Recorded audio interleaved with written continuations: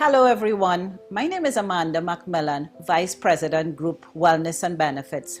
As we continue to rebuild our lives, many people with COVID-19 have mild or no symptoms, but can still spread the virus.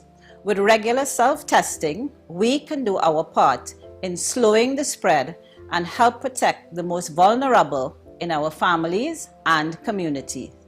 Today, Dr. Santi LeBlanc, who has partnered with Massey in COVID case management, will demonstrate steps associated with self-testing and will also share with us how we should dispose of those testing kits.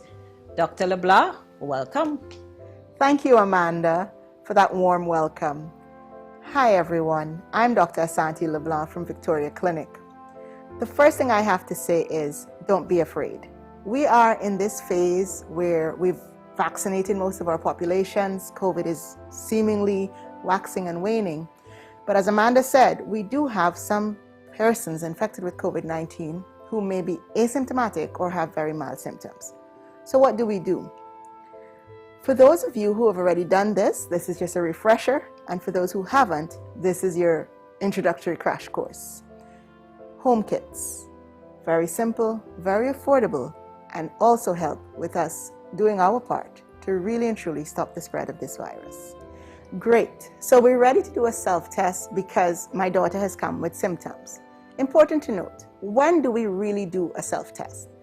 Ideally, it should be between day 3 to 5 of when symptoms have begun in the patient. So Zola has come, she has symptoms. Please note, we both have on our masks. This is to protect both of us. In case Zola is positive, she will not transmit the virus to me while I'm doing the test or otherwise. So what do we need to do? If we have gloves, we use gloves to further protect us as the testers. If not, that's fine. As soon as you finish the test, wash your hands properly with soap and water. You have your self-kit, your home kit, which is available at Massey Pharmacy. And what is in the kit are the following. We have our swab, which will take the sample. We have the actual kit. In these kits, we have a biohazard bag, which allows for safe disposal of the implements once we've used them. If not, have a plastic bag or garbage bag readily available. We have our buffer solution, which we'll use, and we have the tip. Now that we have everything, our space is sanitized, we're in a well-ventilated area, it's time to test Zola. At this time, I say, Zola, can you kindly lower your mask but maintain your mouth covered? Why are we doing this? In case Zola coughs while I'm doing the test, I'm still protecting myself. This is the cotton swab to collect the sample.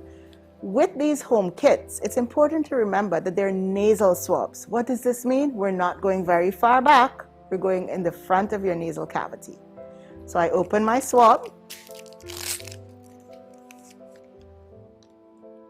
I get my buffer solution ready. So I'll take the top off my buffer solution, put it in its holder. I say, Zola, gently put your head back. All right, you ready? You take the swab and you remind Zola to breathe through her mouth while you insert the nasal swab, the cotton swab, and you're going around clockwise or anti-clockwise in the anterior fossa. We do it to both nostrils. Why are we doing that? Because we want to collect as much sample as we can because we're not going very far back. We've gotten the sample, we're ready. Zola covers her nose. We put it into the buffer solution. This is a very important step. Turn the swab in the buffer as you gently press on it so that you can get the secretions off into the solution. We do this about 3 to 5 times. Don't be afraid. And then gently, while you're pressing, you're pulling the swab up so as to get everything off. Now that that's done, place the buffer in the holder. You have your biohazard bag. Open. We dispose of the swab. Remember, this is the contagious aspect. We place the tip onto the buffer, all very easy. So this is what it looks like. Now we're going to open the kit. Important to note, do not open the kit before you're ready to apply the buffer. Open the kit. This is the kit here. I'm going to rest it here.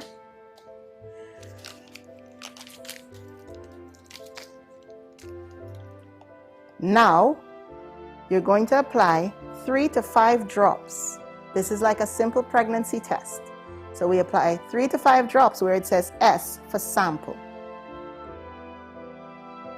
1, 2, 5. Now you rest it on an even surface and you wait for it to flow to give the result.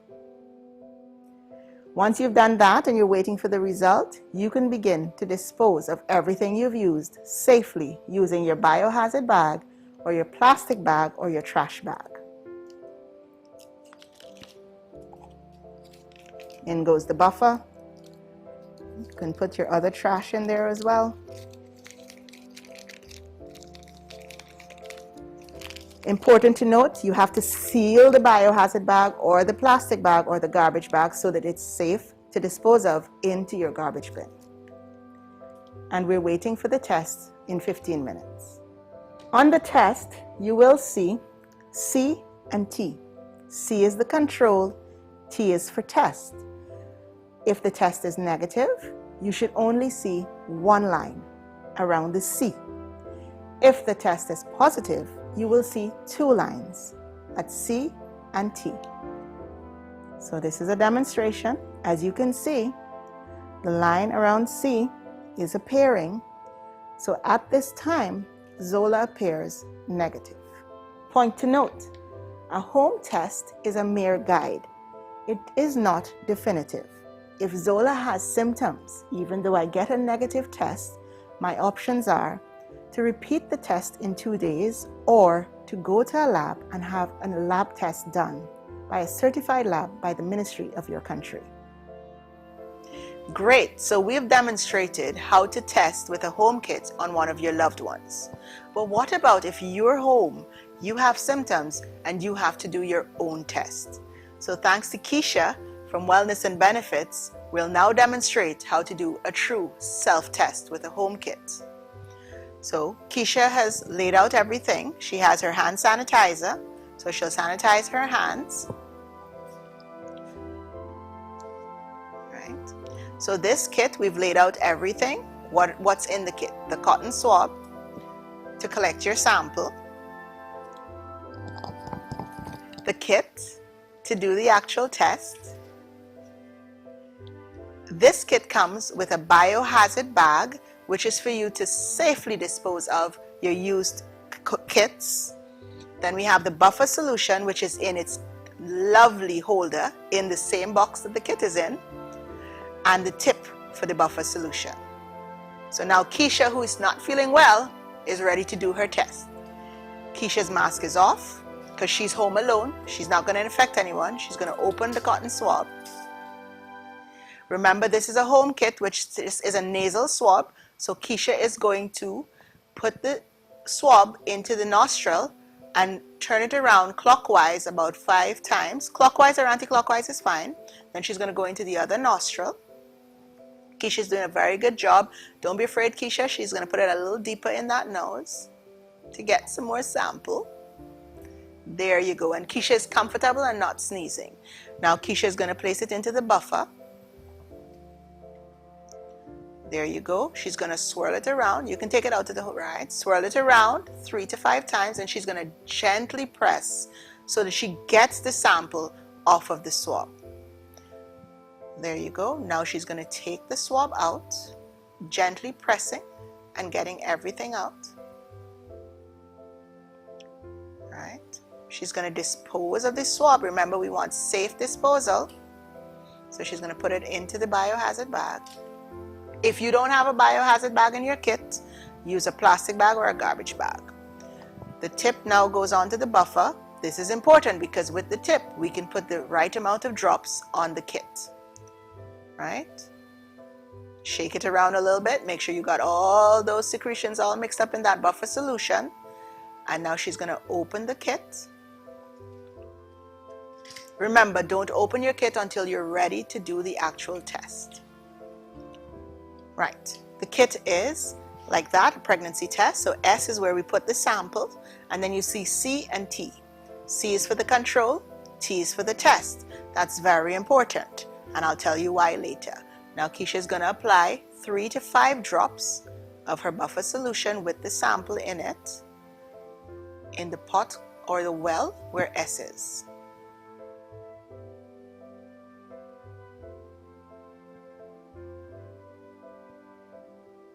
Great. So while we wait for that test to flow through to give us the result, Keisha is going to begin to put everything in the biohazard bag. Very important, because you want to protect you and your loved ones if you are positive. We wait 15 minutes to read our home kits. So we're waiting. It's going to flow. Remember, a negative test is where we see one line and it has to be at C. A positive test is 2 lines. So Keisha is going to show us the lines. She's going to lift the kit up and show it to the camera. Right. So as it flows up, we're going to see one line at C if it's negative, and one line, and we can see 2 lines, C and T, if it's positive. So we're going to wait. So Keisha is going to rest it on a flat surface, and we're going to wait for it to flow through. So 15 minutes have passed and Keisha is anxiously awaiting her result. So we take a look at the test, and there's one line and it's at C. Very important, the line has to be at C to prove it's a valid home test that's been done. Keisha is negative. Now the last step, Keisha has to dispose of this kit in the biohazard bag. This is so important because you protect not only yourself, your loved ones, but also our garbage collectors. Important, she puts the kit in, she seals the bag, and now it's safe to dispose of in her garbage. She will now sanitize her hands, or she can wash them with soap and water, but today she'll sanitize. And that's it, we're done. All very easy. No panic, done at the right time, and this is a guide. Remember, if Keisha has symptoms, even if the test is negative, that doesn't mean that Keisha is negative. The options are: repeat the test in 2 to 3 days after the first test was done, or go to a lab that is registered with your Ministry of Health in your territory and get either an antigen or a PCR test done. Great. So we've finished the home test. But you know what? Massey is here for you. Let's do our part. Let's continue to help each other. The COVID-19 pandemic is not yet over, and we have not yet come to the end of the road. Remember, these kits are available at Massey Pharmacy and very affordable and easy to use. We have to maintain the protocols which we've already established: washing your hands with soap and water or using an alcohol-based sanitizer, keeping your distance, and wearing your masks when possible, covering your nose and your mouth. We can do this. We've turned a corner, but it's still a lot of unknown. We have to protect our most vulnerable because we don't know yet what COVID really and truly is capable of. There's hope, and this is just one more step in helping us get to the end of this pandemic. Thank you so much. Don't give up. Don't panic. We've got this.